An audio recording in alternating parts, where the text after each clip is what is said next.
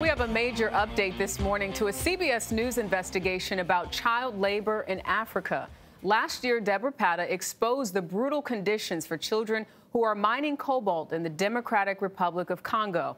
Now, a new lawsuit blames some of the world's biggest tech companies from benefiting from those conditions, which have sometimes led to the deaths of child workers.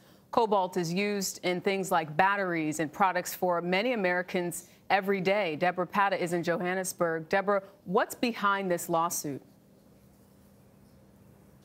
Well, more than half the world's cobalt comes from the Democratic Republic of Congo, where the United Nations says over 40,000 children have been used to mine the metal. And in the nearly 2 years since our investigation, our sources on the ground say conditions are as desperate as ever for these children.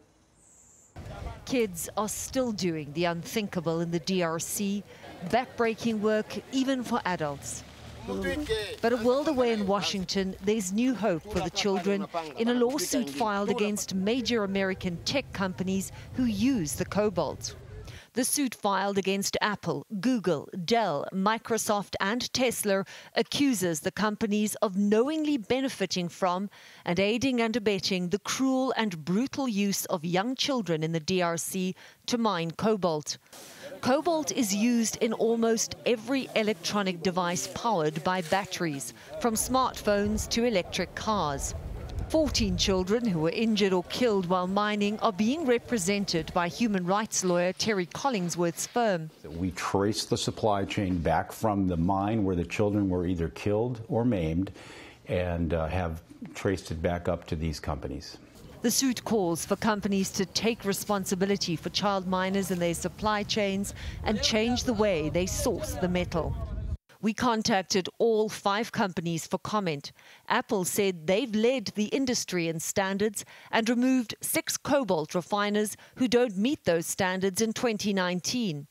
Dell said it never knowingly sourced operations using any form of child labor and is currently investigating these allegations.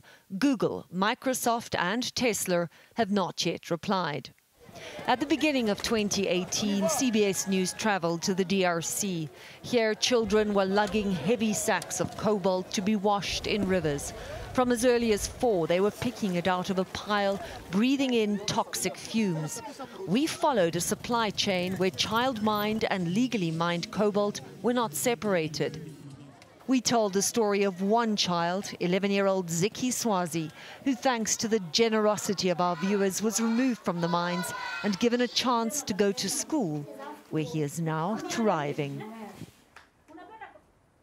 The hope is that more children like Ziki can be rescued from these mines and sent to school. Just this morning, we received these photos of Ziki celebrating Christmas with his friends. I think it's the first time I've seen him smiling. And I guess it shows the power that shining a light on these children can have. Tony? Well done, True, Debora. Well right. done indeed. It's a great People piece. really stepped up for Ziki. You really felt for him when you heard Debora's story. And I'm very glad to see him in a better situation, but I'm thinking about the other kids that are out Still there. You're right. Absolutely.